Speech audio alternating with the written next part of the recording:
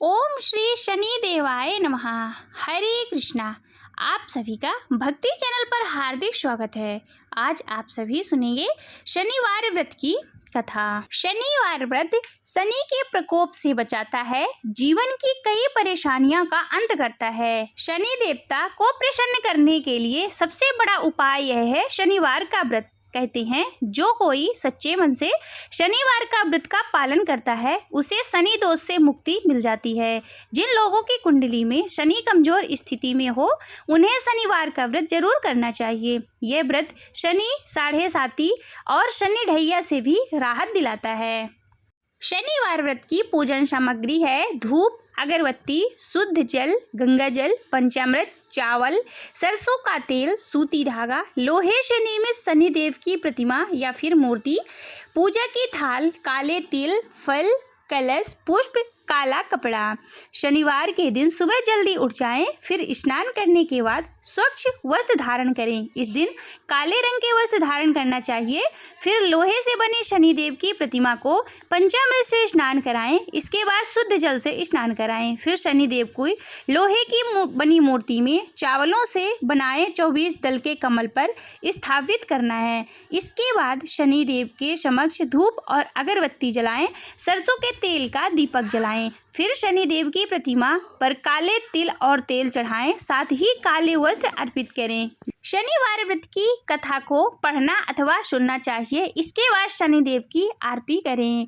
शनिदेव को सरसों के तेल से बनी हुई पूरी का भोग लगाएं। काले उड़द की दाल की खिचड़ी का भी भोग लगाएं। शनिदेव के मंत्रों का जप करें और शनि चालीसा का पाठ करें। फिर पूजा के समय हुई गलतियों से क्षमा मांगें। इसके बाद पीपल के पेड़ की जड़ में जल चढ़ाएं, साथ ही पीपल के पेड़ के नीचे सरसों के तेल का दीपक जलाकर रखें। इस व्रत में पूरे दिन अन्न ग्रहण नहीं किया जाता। फिर शाम के समय उड़द की दाल की खिचड़ी बनाकर व्रत खोला जाता है। शनिदेव की पूजा के समय इन 10 नामों का जप जरूर करें। कहते हैं कि इससे शनिदेव की विशेष कृपा प्राप्त होती है। शनिदेव के 10 नाम इस प्रकार से हैं: कोड़स्थ, कृष्ण, पिंपला, सौरी, यम, पिंगलो, रुद्रोतको, बभ्रु, मंद, शनिश्चर। पूजा के बाद पीपल के वृक्ष के तने पर सूत के धागे से 7 परिक्रमा करें। अब आप सभी प्रेम पूर्वक सुनिए शनिवार व्रत की कथा। शनिवार व्रत कथा के अनुसार एक समय की बात है जब सभी ग्रहों में सर्वश्रेष्ठ होने को लेकर जंग छिड़ गई। तब सभी ग्रह इंद्रदेव के पास गए, लेकिन इंद्रदेव भी इस बात का निर्णय नहीं कर पाए। फिर सभी ग्रहों में से सर्वश्रेष्ठ कौन है? तब उन्होंने ग्रहों को पृथ्वी पर राजा विक्रमादित्य के पास भेज दिया, जो कि एक न्यायप्रिय राजा थे। राजा विक्रमादित्य ने काफी सोच विचार के बाद 9 धातुओं स्वर्ण, रजत, कांस्य, पीतल, शीशा, रांगा, जस्ता, अभ्रक और लोह के सिंहासन बनवाए। उनको एक क्रम से रख दिया। इसके बाद उन्होंने सभी ग्रहों को इन आसन पर बैठने को कहा। इसके बाद उन्होंने ये भी कहा कि जो सबसे बाद में बैठेगा वही सबसे छोटा ग्रह होगा। राजा की बात मानकर सभी ग्रह सिंहासन पर बैठ गए।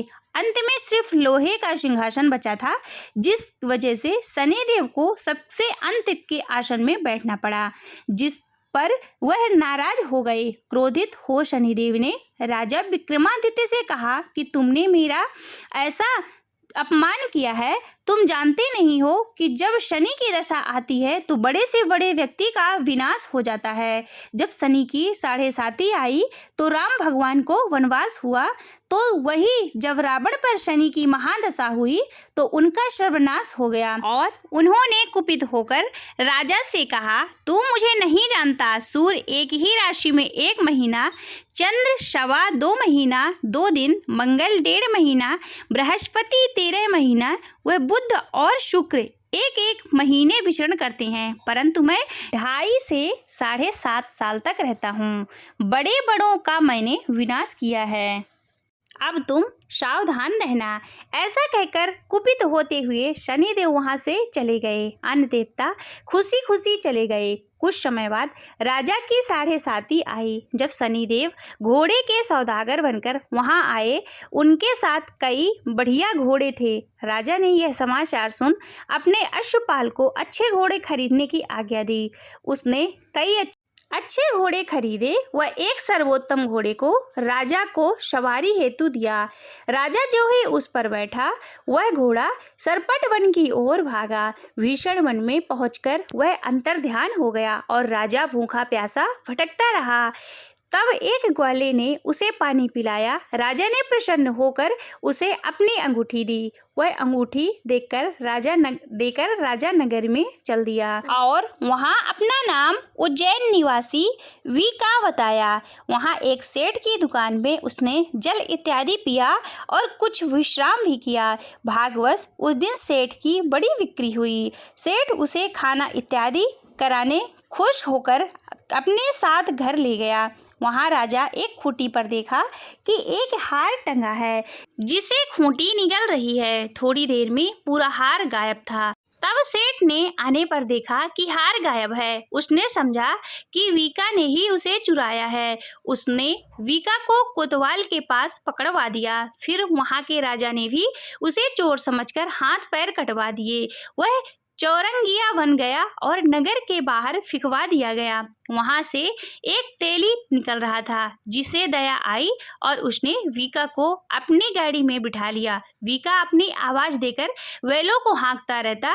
उस काल राजा की शनि दशा समाप्त हो गई। वर्षा काल आने पर वह मल्लाह गाने लगा।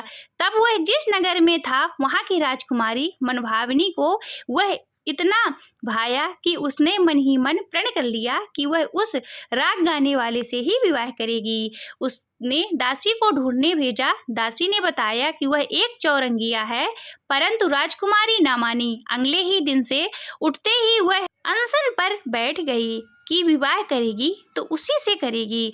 उसे वह तेरा समझाने पर भी वह न मानी। तो राजा ने उस तेली को बुला भेजा और विवाह की तैयारी करने को कहा। फिर उसका विवाह राजकुमारी से हो गया। तब एक दिन सोते हुए स्वप्न में शनिदेव ने राजा से कहा, राजन, देखा तुझने मुझे छोटा बताकर कितना दुख झेला। तब राजा ने उनसे क्षमा मांगी और प्रार्थना की कि हे शनिदेव, जैसा दुख मुझे दिया है वह किसी और को ना दें। शनिदेव मान गए और कहा, जो मेरी कथा और व्रत कहेगा उसे मेरी दशा से कोई दुख नहीं होगा। जो नित्य मेरा ध्यान करेगा और चींटियों को आटा डालेगा, उसके सारे मनोरथ पूर्ण होंगे। साथ ही राजा को हाथ पैर भी वापस दिए। प्रातः आंख खुलने पर राजकुमारी ने देखा कि वह आश्चर्यचकित रह गई। वीका ने उसे बताया कि वह उज्जैन का राजा विक्रमादित्य है। सभी अत्यंत प्रसन्न हुए। सेठ ने जब सुना तो वह पैरों पर गिरकर क्षमा मांगने लगा। राजा ने कहा कि वह शनिदेव का कोप था, इसमें किसी का कोई दोष नहीं। सेठ ने फिर भी निवेदन किया कि मुझे शांति तभी मिलेगी जब आप मेरे घर चलकर भोजन करेंगे। सेठ ने अपने घर नाना प्रकार के व्यंजनों से राजा का सत्कार किया। साथ ही सबने देखा कि जो खूंटी हार निगल गई थी, वही अब उसे उगल रही है। सेठ ने अनेक मोहरे देकर राजा का धन्यवाद किया और अपनी कन्या श्री कंवरी से पाणी ग्रहण का निवेदन किया। राजा ने संघर्ष स्वीकार कर लिया। कुछ समय पश्चात राजा अपनी दोनों रानियां मनभावनी और श्री कंवरी को सभी उपहार सहित लेकर उज्जैन नगरी को चले। वहां पूर्ववासियों ने सीमा पर ही उनका स्वागत किया। सारे नगर में दीपमाला हुई और सबने खुशियां मनाई। राजा ने घोषणा की कि मैंने शनिदेव को सबसे छोटा बताया था, जबकि असल में यही सर्वोपरि हैं। तब से सारे राज्य में शनिदेव की पूजा और कथा नियमित होने लगी। सारी प्रजा ने बहुत समय खुशी और आनंद के साथ बिताया। जो कोई शनिदेव की इस कथा को सुनता या फिर पढ़ता है, उसके सारे दुख दूर हो जाते हैं। व्रत के दिन इस कथा को अवश्य सुनना चाहिए। अब सुने शनिदेव की दूसरी कथा। एक समय की बात है, भगवान सूर्य के पुत्र शनि बचपन में ही बहुत सुंदर थे और तेजस्वी भी थे। इनकी सुंदरता को देखते हुए गंधर्व ने अपने पुत्री कंकाली के साथ शनिदेव का विवाह करा दिया। लेकिन अत्यंत सुंदर होने के कारण इंद्र की सभा के अप्सरा अक्सर इन्हें देखने जाया करती थी। इन अप्सराओं को देखकर कई बार शनिदेव उन पर मोहित हो गए। यह बात गंधर्व पुत्री कंकाली को अच्छी नहीं लगती थी। तब गंधर्व पुत्री कंकाली ने अपने पति शनिदेव को यह श्राप दिया कि आपकी दृष्टि हमेशा नीचे की तरह रहे। अगर आप सीधी दृष्टि से किसी की तरफ देखते हैं तो उस पर 7.5 का प्रभाव पड़ जाएगा। तब शनि भगवान शिव की घोर तपस्या की और तपस्या के पश्चात भगवान शिव प्रसन्न हुए और बोले कि हे सूर्यपुत्र शनिदेव, वर मांगो। जब शनिदेव बोले, यह सदा शिव शंभु हम पर कृपा करके हमें सृष्टि पर सीधे देखने के लिए वर दीजिए। भगवान शिव बोले, जो व्यक्ति शनिवार के दिन पीपल के नीचे तेल चढ़ाएगा उस पर तुम्हारी पड़ने वाली जो दृष्टि शुभ दृष्टि में बदल जाएगी। इसलिए शनिवार के दिन पीपल के नीचे शनिदेव की पूजा होती है। प्रेम से बोलिए शनिदेव महाराज की जय। श्री शनिदेव की आरती। जय जय श्री शनिदेव भक्तन हितकारी, सूरज के पुत्र प्रभु छाया महतारी। जय जय श्री शनिदेव भक्तन हितकारी, श्याम अंक वक्र दृष्ट चतुर्भुजधारी, नीलांबर धरे नाथ गज की यशवारी। जय जय श्री शनिदेव भक्तन हितकारी, कीटे मुकुट शीस रहते दीपति है लीलारी, मुक्तन की माला गले शोभंत बलिहारी।